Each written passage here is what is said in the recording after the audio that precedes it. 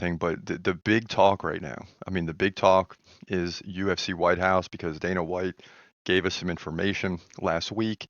He also posted some pics of what, the UFC White House may look like, and it's going to be just a phenomenal feat to get this thing done. And you can compare it to the Sphere, which is a one-off, right? Which is a phenomenal event because they had to go into the Sphere, and all of a sudden you're used to doing everything on these big screens at arenas, and most of the screens are usually the same size, same video size, all that. Well, all of a sudden you go to the Sphere, and all your graphics and everything are going to change.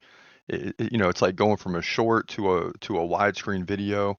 It's just different, and they got through that. But this is even tougher, I would say, because of the simple fact that you have to create a whole arena. I mean, it's one thing to walk into an arena and adapt. It's another thing to create a whole arena on the grounds of the White House. But this is what the UFC is going to do, and man, it's going to be exciting. 2026 altogether with the World Cup going on, and then UFC White House. It's just going to be a wild, wild year. It could be one of the best years uh, so far in American history. And I'm going to go out on a limb and say that. I mean, you're talking about 250 years uh, since this country uh, was founded or established or whatever you want to say. So it's going to be a major celebration. Hopefully everything is booming at that time, especially if you're President Trump, and it just creates this crazy atmosphere next summer where you have the World Cup going on, which I don't know if you follow soccer. I don't really follow soccer day to day, right? But when the World Cup comes, you better believe I'm gonna have my USA gear. I'm gonna be pumped up, and anything can happen, especially when it's in America. It's been since what, 1996, if I'm not mistaken, in Atlanta.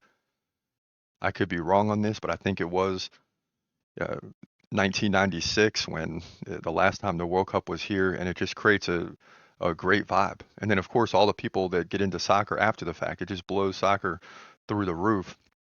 Um, when you have the World Cup in America. Because after the fact, you're going to have so many more kids playing soccer and showing up for soccer, especially in the fall of 2026. But that's something to talk about later. What we want to talk about is who is fighting at UFC White House, right? You had Conor McGregor throw his hat in there, wants to fight Michael Chandler. That's a big chance. You got Daniel Cormier, aka DC, uh, who has thrown his hat in for John Jones, right? Who basically has retired. See, and this is the crazy part: is guys retire, then they want to come. How does the UFC want this event to be portrayed? Do you want fighters that are going to be around after UFC White House, or since it's just a one-off anyway, do you just throw all your heavyweight names in there? I mean, do you even bring back Francis Ngannou to fight on that card? One of the top guys right now, considering the fact that he keeps winning, which us, we believe he will, is Khamzat Chimaev. Now his name is in there. Who could he fight? And they're throwing around like Sean Strickland and Dricus Duplex. Forget all that. Okay. All right, he could fight Nazaruddin Imavov, but I believe that Alex Pereira is winning at UFC 320. And if he gets the belt back, Pereira's always a guy that they find to throw in at big events. Remember last year, UFC 300, then 303, then 306. The guy went crazy. Well, if he gets the belt back, I say you sideline him for 6, 7, 8 months. He's getting older. The guy needs recovery time. But if he can beat Magomed Ankalaev, I say the biggest fight of them all. Okay. And you guys weigh in and let me know if I'm wrong.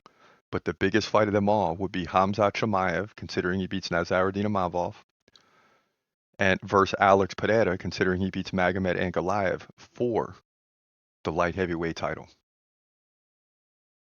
Okay? Process that for a minute and tell me that there's a bigger fight than that. I didn't think so. That, if you're Dana White, that's the fight right there. And I know we don't like to move guys up and give them an immediate title fight. That you want to have a spectacle at the White House. It doesn't necessarily need to be an American fighter in the main event.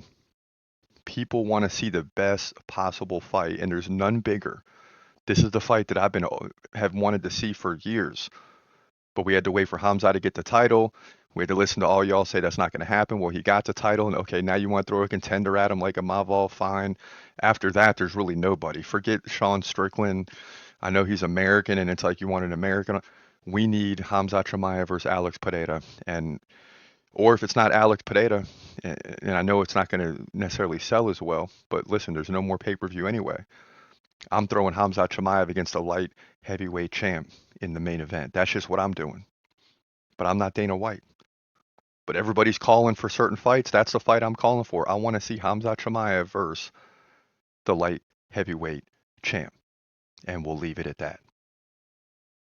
But that thing would be crazy because I believe that Khamzat beats whoever they put in front of him, especially if he can go up in weight.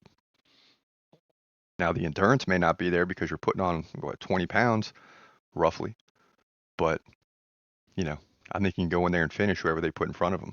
Please believe it.